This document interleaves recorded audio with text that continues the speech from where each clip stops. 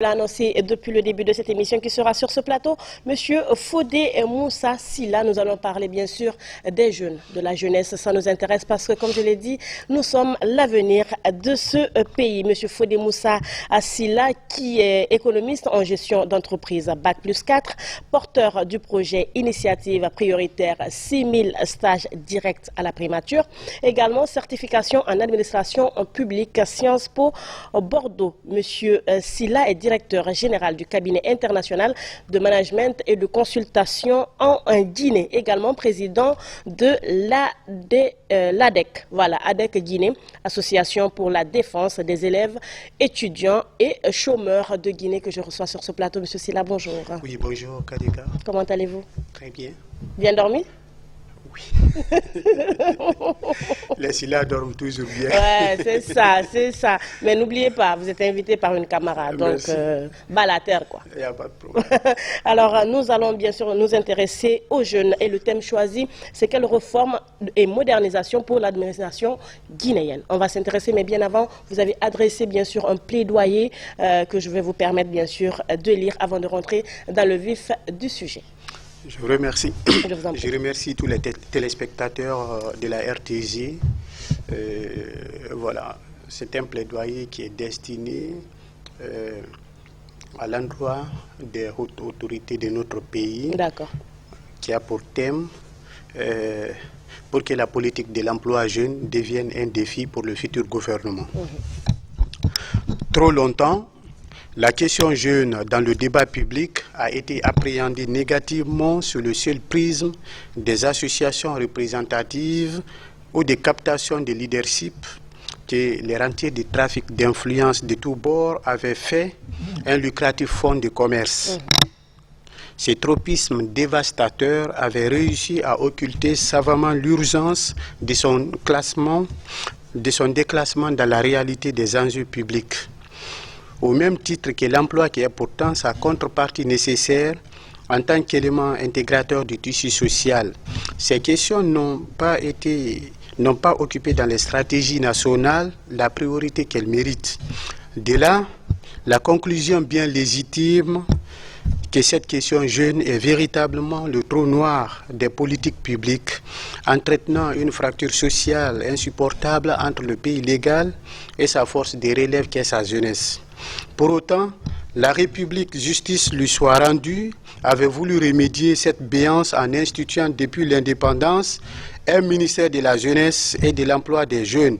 Mais celui-ci, pris en otage dans ses postures conjecturales qui le poussent à privilégier le symbolique sur le durable, n'est pas arrivé jusqu'à présent à doter la nation d'une véritable politique de la jeunesse.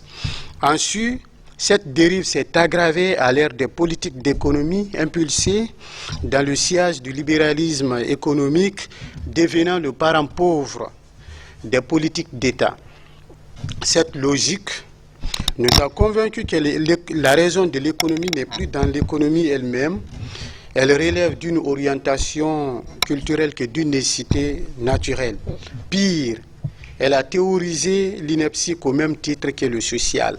La question jeune doit attendre les embellis sur le plan économique pour être entraînée dans son sens, faisant d'elle une variable d'ajustement budgétaire. Inutile de rappeler que la belle et candide odyssée d'une jeunesse sacrifiée commence par là. Comme un écho à la fameuse complainte des rappeurs, Génération Fémoulanri, qui sonne comme une interpellation à une société qui inscrit à son fronton les valeurs, les repères éminemment républicains comme le travail, la justice et la solidarité, mais qui en oublie de les concrétiser, de les incarner dans la concrétude de ses politiques publiques. L'entreprise est grande, elle a au moins le mérite de confirmer que la question jeune n'est plus le monopole d'une instance étatique, je dis bien le monopole d'une instance étatique qui a fait la preuve de son inanité. Elle démontre aussi qu'il ne s'agit plus d'aligner des généralités pour apporter d'authentiques réponses à ces problèmes. Elle prouve qu'il y a au-delà des discours qui traversent la société un consensus républicain sur ces sujets, car il n'y a qu'une seule et unique jeunesse victimes du même antipari sur l'avenir. Nous proposons très humblement aux hautes autorités qu'en lieu et place de la gestion ex nihilo des questions de la jeunesse par la primature et le ministère de l'Environnement, des Eaux et Forêts, assisté d'une commission interministérielle car il est au croisement des priorités de la nation. Elle est inscrite en son cœur.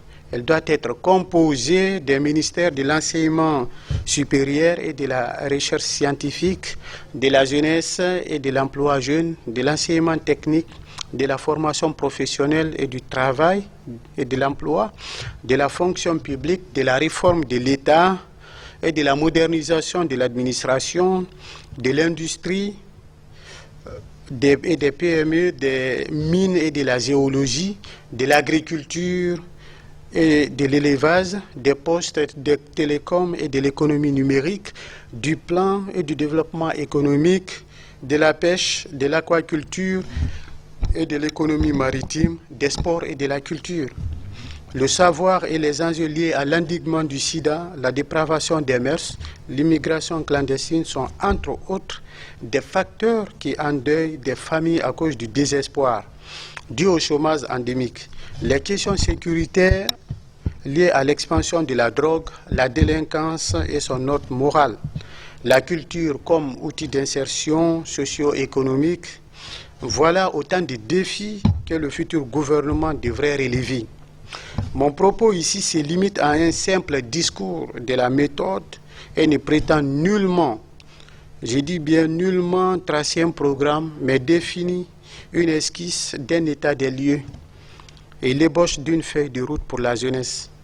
Dans les jours suivants, nous associerons l'ensemble des acteurs à une initiative transpartisane sous la forme d'une charte dédiée à la jeunesse dénommée « Le chômage n'est pas une fatalité », suivie d'une marche pacifique dans tout le pays en faveur de la création des meilleures conditions d'accès à l'emploi et au stage à l'endroit des diplômés sans emploi, des chômeurs de longue durée, ainsi que des personnes peu qualifiantes dans le but d'attirer l'attention des hautes autorités sur le niveau de précarité qui prévaut dans le pays.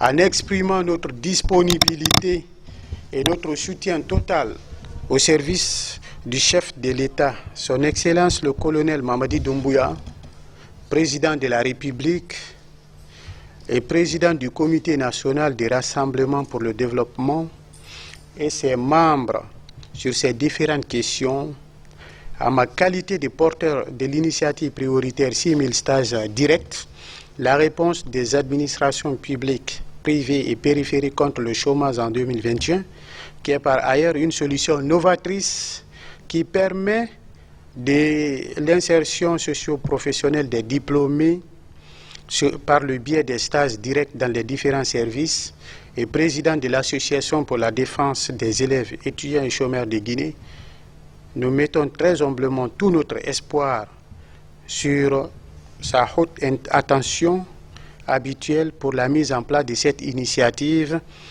qui va considérablement restaurer l'espoir entre l'État et sa jeunesse d'une part et contribuera nettement à améliorer la réputation du gouvernement auprès de la jeunesse guinéenne qui fonde toute sa confiance aux nouvelles autorités de notre pays et qui affirme tout son soutien indéfectible en leur vaillante équipe. En terminant, je ne peux résister à l'idée de reprendre à mon compte ces beaux slogans de Walter Veltroni, candidat malheureux aux dernières élections générales en Italie. Si Pio Fari, ensemble, nous pouvons le faire. Oui, ensemble, nous pouvons le faire. Nous vous prions de croire, Excellence, Monsieur le Président de la République, chef de l'État, à l'expression de notre haute et différentes considérations. Vive le CNRD, vive le président colonel Mamadi Doumbouya, vive la République, vive la jeunesse. Voilà, qu'on a créé Merci beaucoup à vous, Monsieur Fodé Moussa Silla. On s'intéresse bien sûr à la réforme et modernisation pour l'administration guinéenne. Et selon vous, aujourd'hui, c'est la jeunesse qui peut relever ce défi. C'est la jeunesse qui peut bien sûr poser des jalons pour une meilleure réussite. Alors, vous êtes sur ce plateau, bien sûr, dans ce cadre et porteur du projet 6000 stages directs à la primature. Alors, nous vous recevons encore une fois. Merci d'avoir répondu à notre invitation. Je vous remercie encore une fois de plus et remercie tous les téléspectateurs de la RTG. Nous devons constater que notre pays tend vers une ère de révolution politique, administrative, due à la malgouvernance que nous avons traversée pendant des années.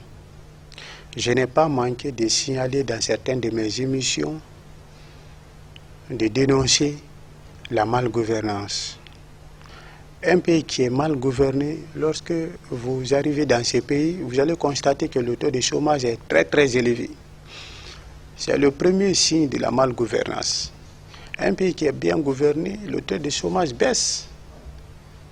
Alors aujourd'hui, vous êtes porteur de ce projet, vous vous intéressez primordialement à la jeunesse. D'où vient cette idée de mener ce combat? Ce combat, c'est une passion. C'est une passion depuis 2015. Nous avons eu l'inspiration de créer cette association. L'association pour la défense des élèves étudiants et chômeurs de Guinée. Lorsque nous avons eu l'initiative de créer cette association, nous avons commencé à mener le plaidoyer depuis cette date auprès des anciennes autorités pour que ces anciennes autorités comprennent réellement la question du chômage et puissent vraiment orienter les différents services pour lutter contre ces fléaux des temps modernes. Aujourd'hui, il faut avoir le courage de dire, nous sommes, selon certaines statistiques, le chômage varie entre 70 à 80%.